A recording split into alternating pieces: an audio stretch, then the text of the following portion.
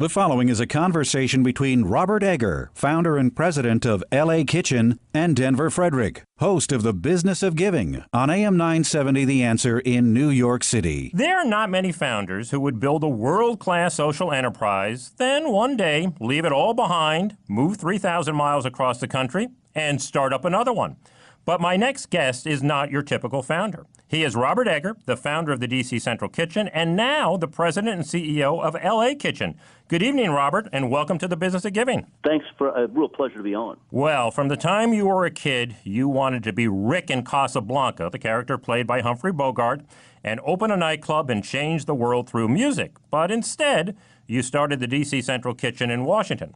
So you pivoted, Robert, long before anybody ever heard that word, maybe outside of a few basketball coaches. Tell us how this all came to pass.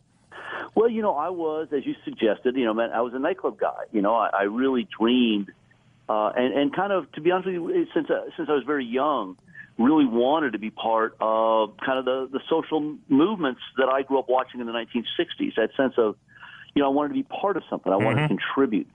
So, as you suggested, man, I thought music was the vehicle, and I still believe it has power, but I just ended up like a lot of people in the late 1980s.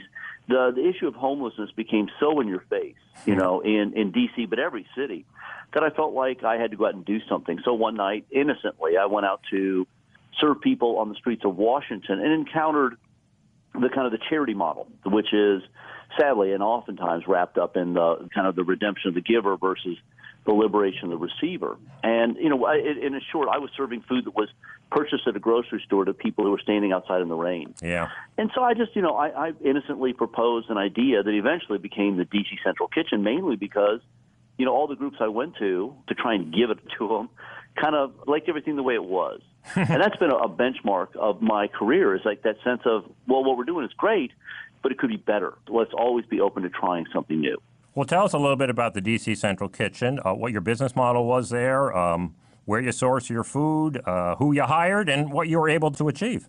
Yeah, okay. Well, as I said, the first night I went out, it was purchase food from a grocery store, served to people outside in the rain. So I just said, hey, look, man, restaurants, hotels, hospitals, universities throw away a ton of food every night. And they hate throwing away food. They just don't want to be sued. So if you could find kind of a safe, healthy way to get that food, boy, you could feed more people better food for less money. Yeah. But I was more intrigued by this idea of, shouldn't we be doing something to get people out of the rain and off the street? So I also proposed a cooking program that in effect said, let's teach homeless men and women basic cooking skills. And now I don't mean people right off the street, but let's try and be part of a system that would give, start to create an exit door.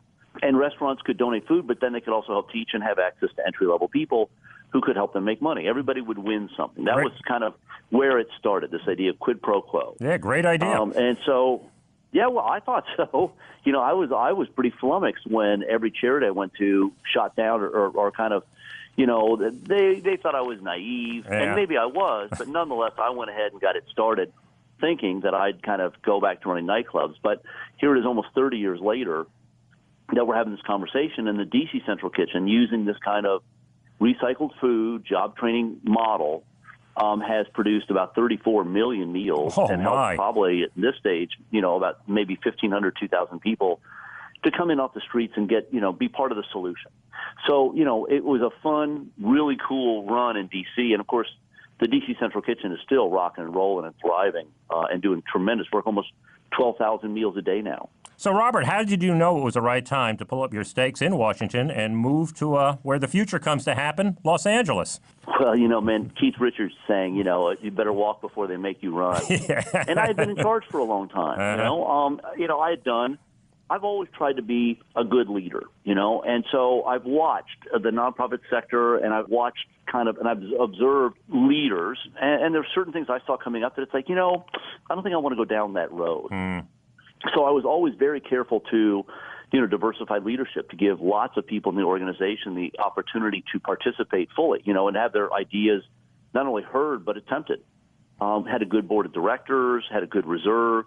The kitchen had been replicated either 50-plus cities based on D.C. Kitchen, but then we also had a thing called campus kitchens, which was saying that there's 60,000 school cafeterias in America that are closed all afternoon, all night, and all weekend. We got to try and see if we can operate out of some of those. And there's, I think, about 57 of those now. Yeah, well, that's a wonderful thing you've done there, because I think what founders sometimes try to do is they try to make themselves indispensable, but that was not the case with you with DC Central Kitchen. No, like I said, man, I've had a lot of benefits, and I just wanted to use them to show different ways of approaching leadership. So, for example, I wasn't the highest paid person at the DC Central Kitchen, and I'm not the highest paid person here at the LA Kitchen. I've always tried to experiment with this idea of, what is leadership? And sometimes the things we just, mimic maybe don't serve us the right way. So I've just tried to experiment lots of different ways. But, at the same time, I started to really become hyper aware of how oftentimes it's very easy for any business. But I watched many nonprofit partners kind of get into a rut of doing the same thing over and over. Yeah. And I watched as the people who were in need of services shifted. So this idea of being flexible, and not only that, but anticipating what's coming next, I became really good, and I'd like to think I remain pretty good at kind of seeing what's on the horizon. And there were two issues that really got me thinking about this next phase for my career, which is, A, where's the food going to come from? And even though we throw away an insane amount of food in America, about 40%, I think, yeah. Yeah, exactly, man. Half of that is fruits and vegetables that are cosmetically imperfect. So, it's like, okay, cool. California is a great spot to really pioneer or be part of this movement to not only recycle fruits and vegetables, but deeply experiment in the preservation and all the different ways you can extract great nutrition out of fruits and vegetables. So that's one thing. But, oh my goodness, it was probably 2002. I did a speech for Meals on Wheels and their national association, and I was told that there was a waiting list in half of American cities. And I had one of those moments where you're like, well, wait a second, it's 2002. The first of 80 million baby boomers hasn't even showed up yet. They don't turn 60 until 2006, and you've already got a waiting list? Yeah. So I became hyper interested in this issue of aging in America. And come to find out, Los Angeles, even though it's oftentimes perceived as this temple of youth, it's actually the largest concentration of older people living in America, almost 1.65 million people over 65. And like every city, that number is going to double in 10 years. And there's no real plan. I mean, no city in America really has thought about it. In fact, as a country, there hasn't really been much discussion about, what happens when the largest generation, up until the millennials, but when this giant cohort of people who many of them won't have enough money in the bank for the extra year science will give them, what's our responsibility to them? How does it work? It's almost as if we throw away food and people that don't fit. If it's wrinkled, throw it away. And so that's kind of our unofficial motto at LA Kitchen is wrinkled food, wrinkled people, no waste. Everything, just because something's got a little wrinkle doesn't mean it isn't nutritious, tasty, desirable, and can't be part of something bigger. Yeah, I mean, it became something that I became really focused on because this is profound. It will really test our mettle as a people in so many different ways. So the quest I'm upon right now is, how do you feed more people a better meal for less money? Yes, I know you refer to it as the silver tsunami. I ask so many people on this show, Robert, what's the one issue that really concerns them and we're not talking about? And I've never had a single person say aging. And I really do think, like you, it's the number one issue. And it's really not just an issue in this country. There is a problem and a situation around the world that no one is addressing. So it is so refreshing to hear that somebody has got this within their sights. Well, the baby boomers, for all of our foibles, we still represent the deepest well of life experience in the history of the world. I mean, no other generation has been this rich, this free, or this educated ever. And so there's a great opportunity here. If we look past, the surface and realize that there's a tremendous opportunity here. And at the same time, there's an economic essential. I mean, we have to keep this generation active and living independently as long as possible. So this really puts, I think, a particular onus on the nonprofit sector to recognize that the productivity we need from this older generation will likely come through volunteerism. And that maybe what we need to do is look very, very hard and actually at the same time challenge our elected officials to see us not as, just doers of good deeds, but tremendous essential partners in really channeling the energy, the idealism, the experiences of this generation to make our community stronger. Right. Now, when you came to Los Angeles, you looked at the millions and millions of dollars of service contracts that existed for these senior meals, and you wanted that business. What was the case you made to the L.A. city's officials as to why you should get it? Well, I'm in the middle of that right now, and it's actually kind of exciting because I think the model we're developing will not only work here in L.A., and of course, you know my history is really trying to use things that exist already. I'm That's right. really good at identifying things that are there and repurposing them. So you move the pieces contracts around. are just another example. Yeah, I mean, you know, the model was take food our society throws away, people our society undervalues, kitchens that are underutilized, volunteers that want to be part of something bigger, people who want off the street, chefs who will help teach and give jobs. All that was there. I've just taken it one step further and said, well, hey, you know, farmers also have food that they can sell you. And if you go out and buy that cosmetically blemished food at a reduced price, it means you can be very competitive when you go in for a contract, and you can actually reinvest the money you might save from the food you purchase into the wages you pay your employees. Yep. And then you can turn around to the city and say, look, currently with your city contract, which is our tax dollars, you know, you are getting processed meals made at a low wage, and profit leaves Los Angeles and never comes back. Exactly right. This model, yeah, so what we're saying is this model will, I'll buy local food, I'll keep people out of prison and pay a great wage, I'll produce scratch-cooked, beautiful, healthy meals every day, but most importantly, profit never leaves town. Yeah. And that, I think, is an economic combination that no mayor in America can resist. You have said that you look at L.A. Kitchen, in fact, all your businesses, as Trojan horses. What are you getting at there? Well, you know, if you ask people to talk about homelessness, race, addiction, prison, aging, you know, most people don't want to talk about it. No, I don't want to do that. You know, or sadly, many people would rather hold on to old stereotypes. For example, you know, if somebody's homeless, it's their fault. If they're poor, they're just lazy. If they're in prison, they did something to deserve it. You're so right. And sometimes you have to help people overcome those fears. You know, once you realize that they're not, the majority of Americans are decent, kind, caring people. They're just afraid sometimes of new ideas or change. And once you get your head around that, you realize, okay, my job isn't necessarily to fix the problem. It's to help society be brave enough to do it together. So a lot of what I try and do, whether it's a homeless person who can't see past their life in the rearview mirror, or a felon or an addict, you know, or somebody coming in the door to volunteer. Oftentimes people come in with these barriers. I can't do that. I can't talk to that kind of person. And so I just try and use the kitchen, cleverly disguised as an innocent kind of charitable organization. It's actually pretty diabolical what we're doing down there. I mean, you know, we're really trying to purposely lure people into a place where they'll see things that they oftentimes thought were impossible, or they'll do things that they didn't think they could ever do. And that's a lot of what I try and do, is trick people into being the kind of person they really want to be. Well, you've always said you're not in the charity business, you're in the bravery business. That's exactly right. And I think sometimes we get lost sometimes in our charitable work, thinking we can fix the problems, and it's beyond us. There isn't enough charitable dollars in the world to fix hunger. So my job, while I'm trying to do my best to meet an immediate need, is trying to entice, cajole, inspire people to try something new or be open to change. So, for example, as I suggested earlier, part of my trip to L.A. is saying, wow, it's supply and demand. I can get the food I need, and there's the desperate need here. But this is also Hollywood, and this is one of the biggest cities in America. And if I can use this combination, for example, I'm wildly interested in the fact that for the first time in the history of Hollywood, there are so many content providers that you have this rare moment where you're going to see a predictable assault, if you will, on the beauty myth. That is, more and more older actors stop and say, you know what, I'm not going to change myself physically for a role. I will dye my hair, but I'm not going to augment my face to appear young. And this is a breakthrough moment because for the longest time, you know, women actors couldn't get gigs unless they kind of, you know, succumb to this idea of this is, you know, I'm still beautiful. That's I'm still right. youthful. And I think we have this magic moment where we can start to erode that idea and start to realize that everybody has beauty. And this is a lot of what I've been trying to do. And I love the metaphor of taking food and the slightly blemished produce and sometimes slightly blemished people and saying, look, there's still beauty here. There's still opportunity. There's still need. And so I think there's a really powerful moment for the American society where we can start to maybe look at each other a little bit differently and realize that everybody has something to contribute.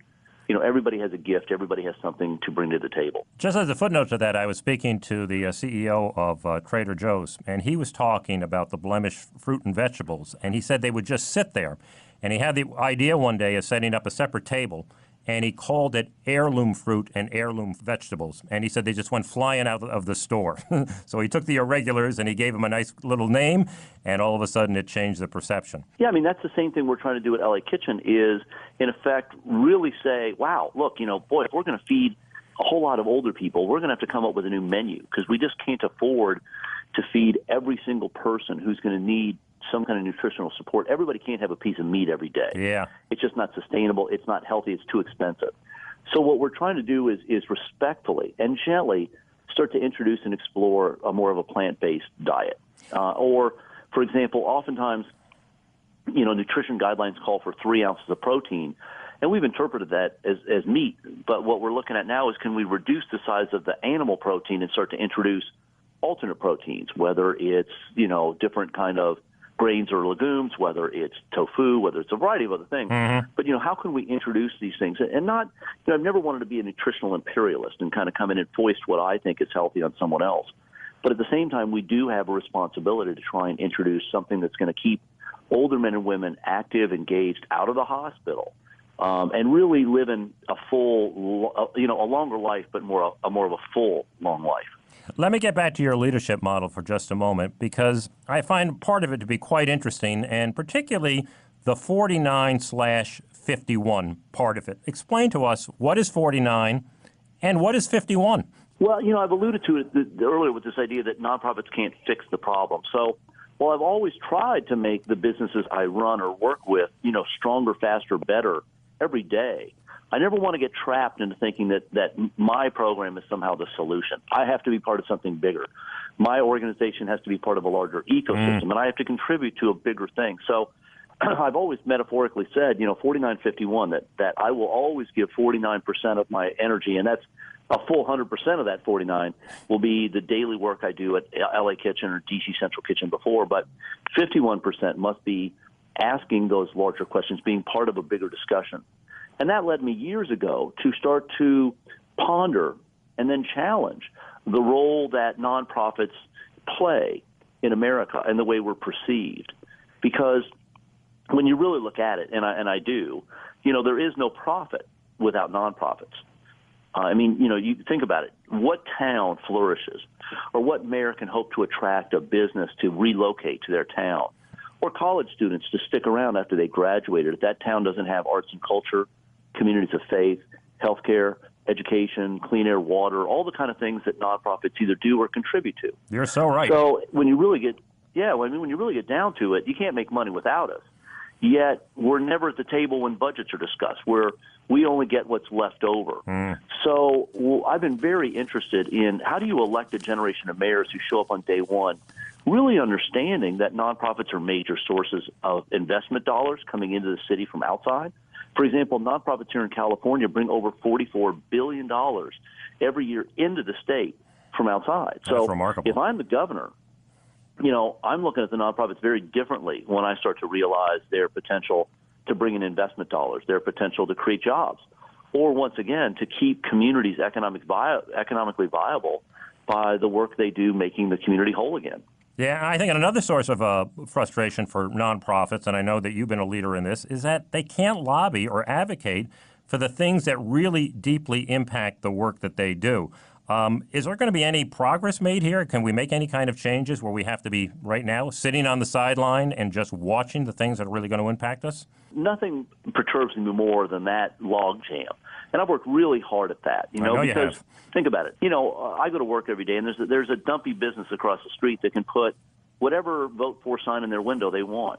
Yet if I put a sign in the window, or if somebody comes in and says, Robert, man, you're a pro, and I really need your advice. Is there a candidate that you think would really contribute to the end of to the kind of demise of programs like yours? Is there a candidate that has ideas that would fundamentally decrease the need for charities like yours?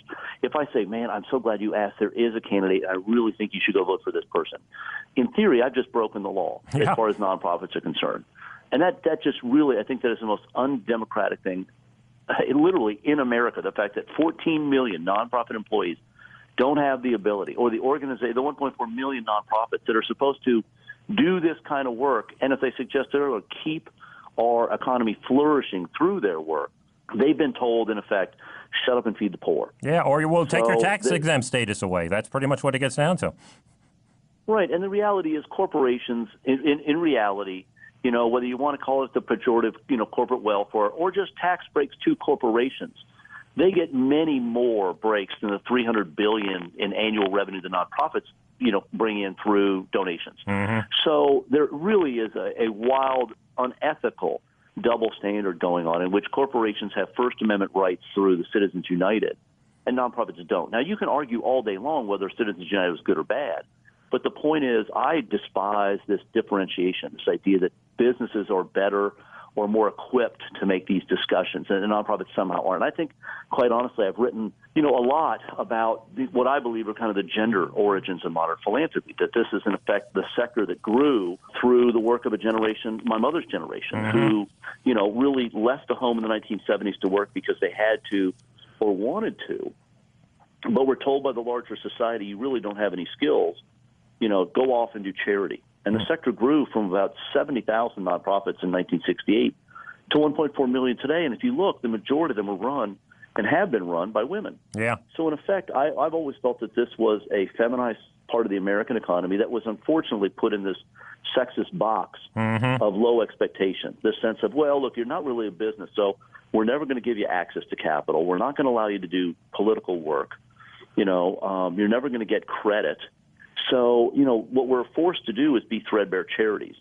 So while I sometimes can sympathize with those who would bemoan the lack of innovation within the sector, well, the reality is we're not funded for innovation. We're funded to do good deeds, and that must change. That's right. They expect us to act like a business, but we can't fund ourselves like a business, which makes no sense. Right on. And getting back to your point about the number of charities, 1.5 million or so, in a country of just over 300 million, you believe, as I believe, it's a recurring theme on this show, is that we do have too many charities. I mean, we have a ratio of one nonprofit for every 200 people. This is getting down almost to a teacher-student ratio pretty soon.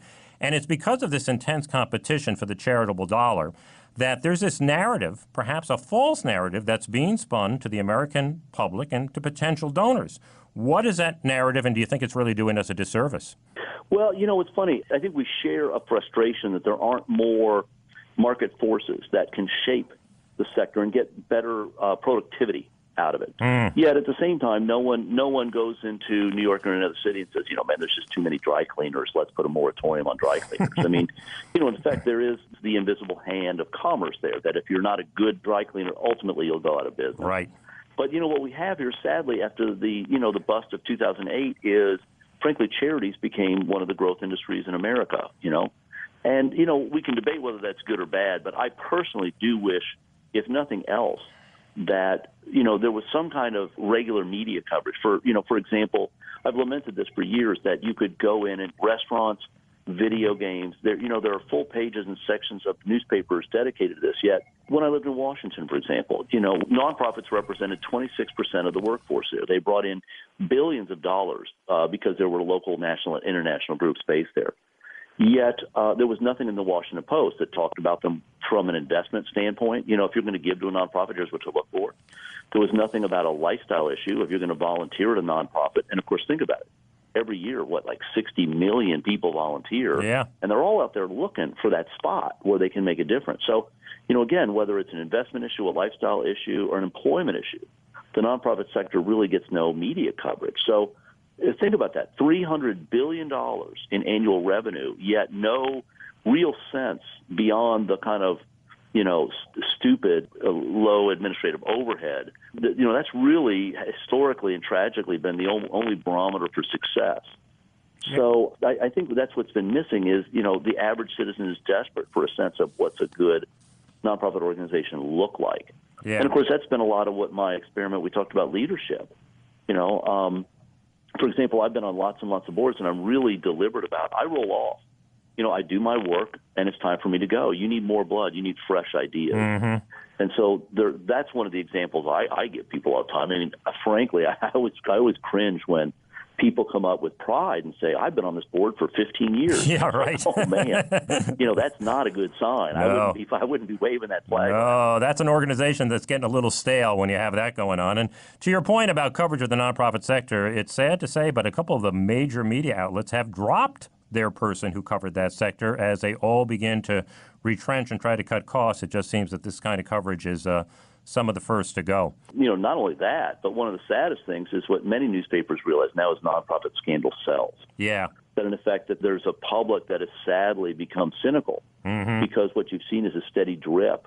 And to be honest with you, I've been concerned about that because I believe that because of the tightening economic belt, ultimately when you look around, you have to realize nonprofits, for better or worse, have the largest pot of untaxed revenue in America, whether that's our revenue annually through donations or the property that oftentimes sits underneath us.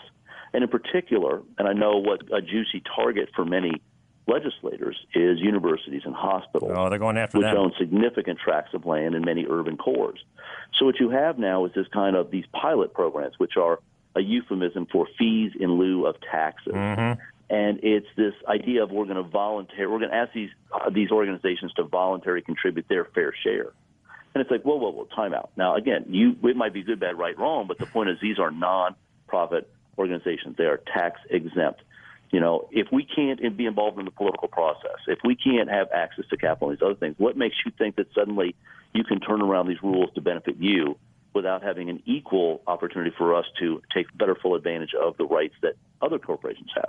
The time has come for a really exciting and long-delayed discussion about nonprofits in America. Now, for example, are hospitals and universities the same as the LA Kitchen? Do we need to have a different code that covers these larger institutions to be discussed? Should we, as nonprofits, have more of an opportunity to be advocates in our community, just as businesses do, should be discussed?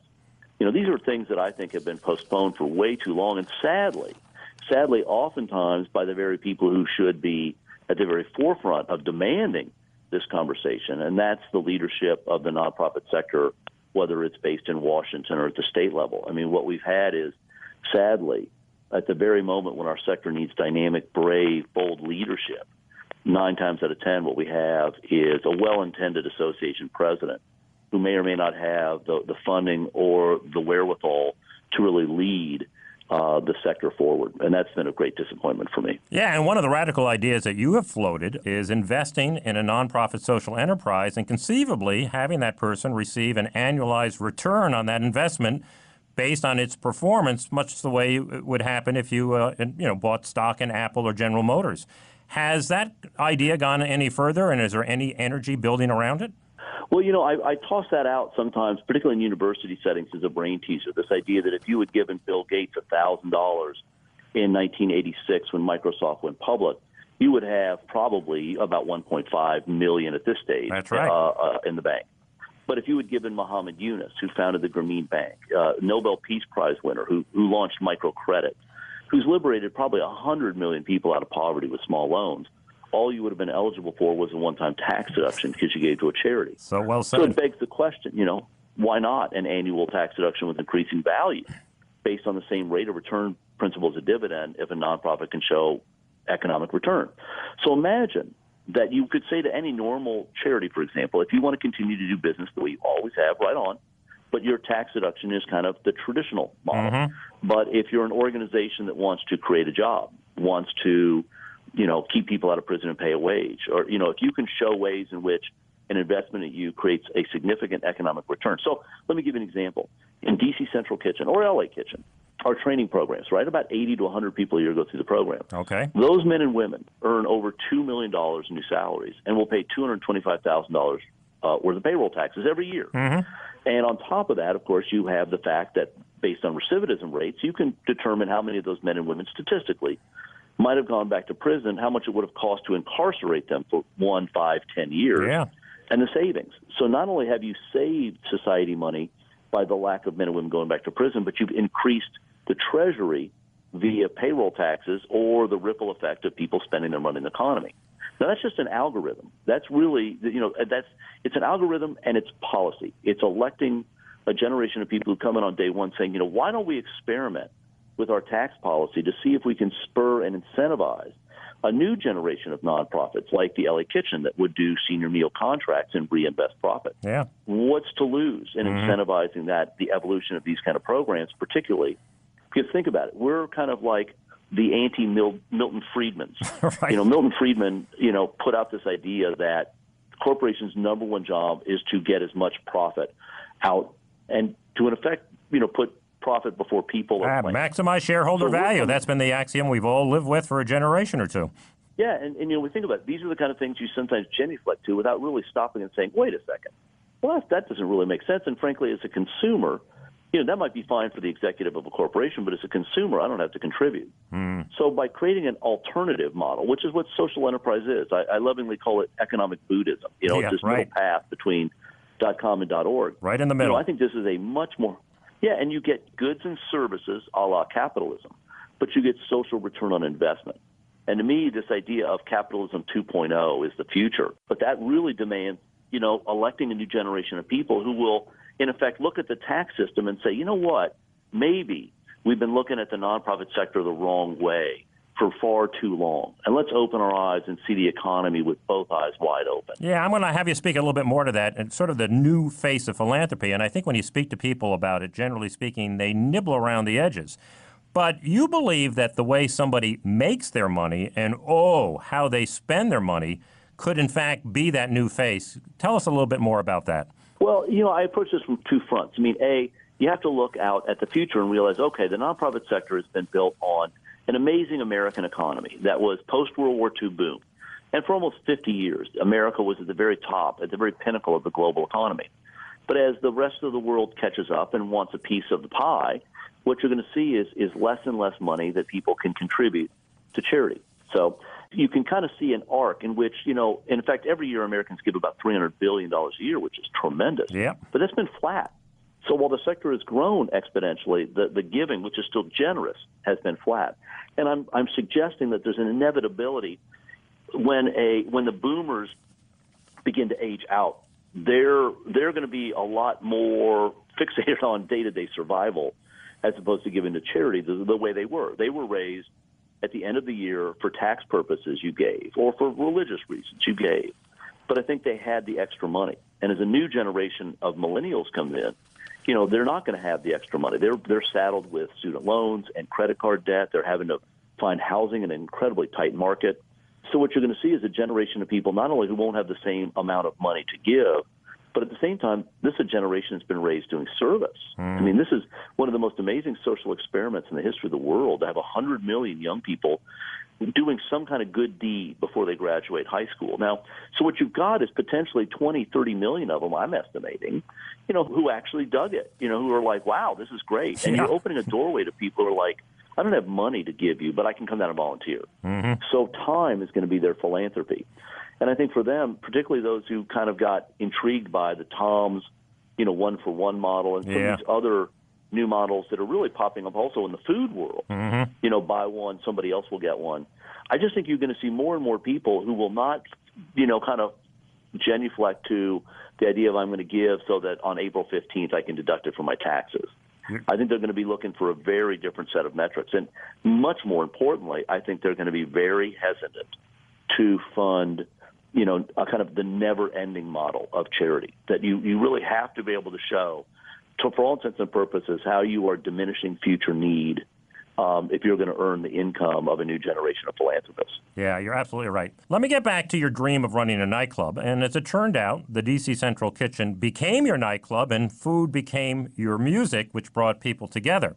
And you said that all you ever really wanted to do was put on a show every day. How important do you think it is for a nonprofit organization to want to put on a show every day? When I go to work every day, I realize that, look, I can feed people all day long, and that's great. That's good work. But, the real power of what we're trying to do is to entice, the men and women who come to volunteer to leave with their eyes a little bit wider open. Again, if they can leave saying, wow, I really had these really negative, understandable thoughts about men and women who've been in prison, but man, I just spent the day talking with this guy next to me who's in that training program, and he taught me all kinds of groovy cooking tips, and we did stuff together.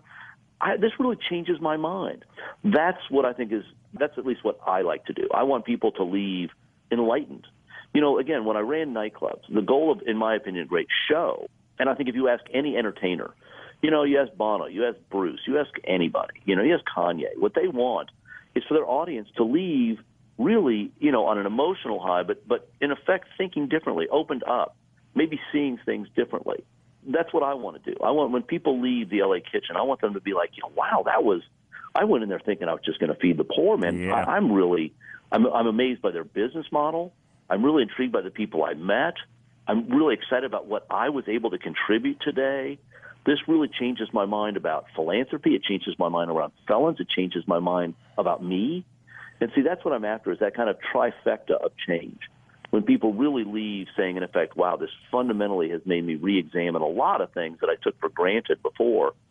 And hopefully, I oftentimes say that, while we're feeding people who are hungry through the work we do every day at the LA Kitchen, there's a deeper hunger we seek to feed, which is that spiritual hunger everybody has to belong, to be part of something bigger, to feel like they contributed. I mean, if you ask 99% of the people on their deathbed, they're going to look up and say, I wish I had done more. And that's what we're trying to say is don't wait.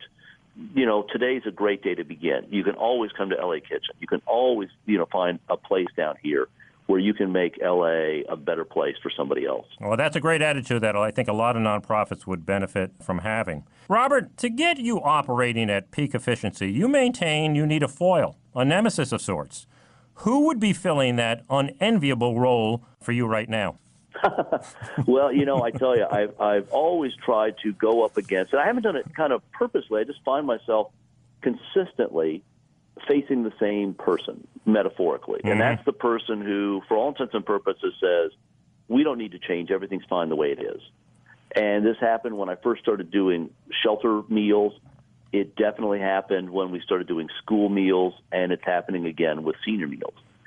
Sometimes I underestimate how rigid and how deeply held routines, how hard it is for people to give them up. And I go back to that fear thing. It's not because people are bad. Yeah. It's just that it's human nature to find that comfortable spot and stick with it.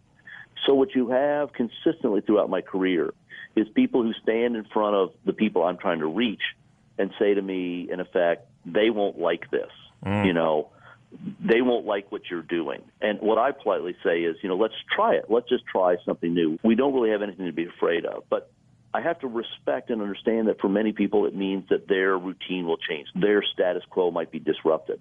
And I try and be respectful and understand that. But you always reach a point where it's like, okay, look, man, I've tried to be polite. I've tried to be respectful, but you can't stand in front of change. You can't stop this. But, of course, that's really, frankly, I enjoy at times, although it can make me really frustrated, but I enjoy, to a certain extent, the politics of social change. And how can I, through our work, help empower, if you will, the recipients to be agents of their own future?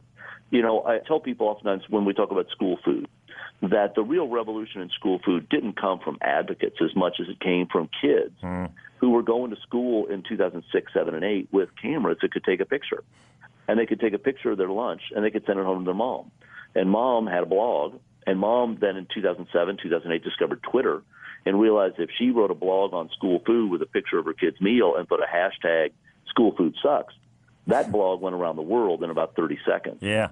And so that's what you had as a consumer revolution in which kids rebelled against the meals and their parents helped them. And the same thing is going to happen with senior meals. What you're going to see is an army of older people who we sadly still kind of confuse with being technologically limited. What you're going to see now is an army of 50-year-olds, 60-year-olds pouring onto the internet, wildly sophisticated. They're going to be nutritionally sophisticated. For heaven's sakes, they've been raised on the Food Channel. You know what's wild, man? If you go to the average senior center and you ask a 20-year-old, a 30-year-old, sometimes even a 40-year-old, look at those seniors. What generation are they from?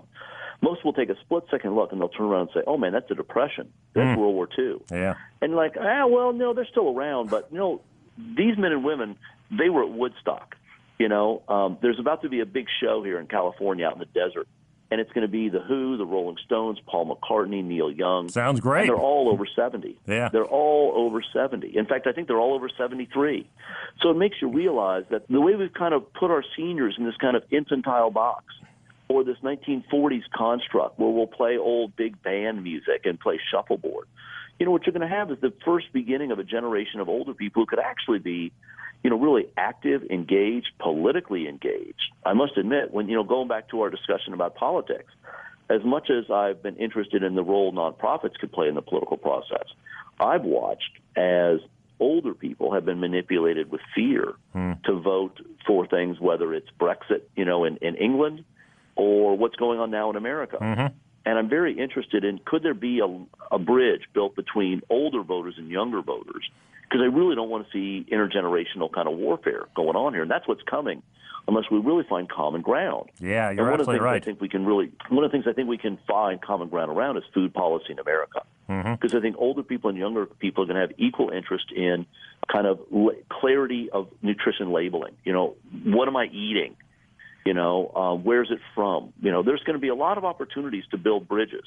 And that's, once again, one of my favorite things to do. Yeah, and I think this generational warfare could have some pretty bad overtones, too, because the older folks are predominantly white, and the majority of people under the age of 5 are people of color. So it's got a lot of implications to it over and beyond just the aging issue.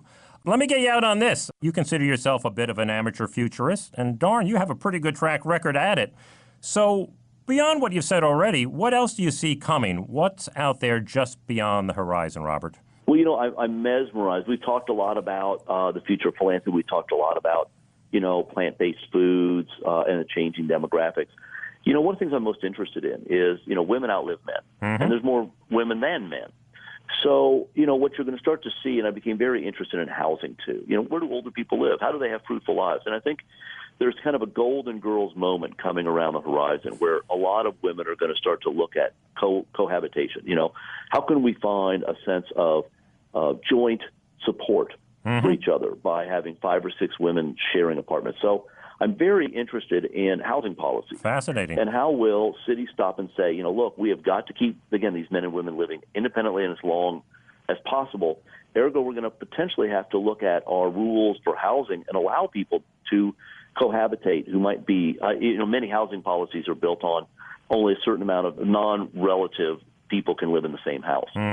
And, for example, just this week in L.A., they paved the way for homeowners to be able to really build granny flats out back of their houses, small little houses. Interesting. With maybe not all the bells and whistles that you'd expect from a typical code situation, but they're realizing there's an opportunity to bust some of the housing needs if we look differently at our traditional history of how we build housing, who we let live where.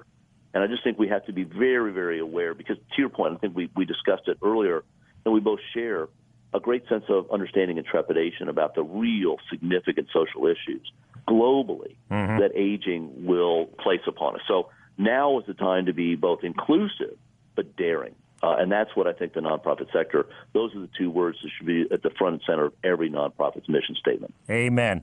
If people want to learn more about the LA Kitchen, get involved or financially support it, where do you have them go? Couldn't be easier, man. lakitchen.org. Well, Robert Egger, the founder of the LA Kitchen, and so much more. Thanks for being on the program this evening. It was a real treat to have you here. Yeah, right back at you, man. It was a real great conversation. I look forward to another. The Business of Giving can be heard every Sunday evening between 6 and 7 p.m. Eastern on AM 970 The Answer in New York and on iHeartRadio. You can follow us at Biz of Give on Twitter and at Facebook.com/businessofgive.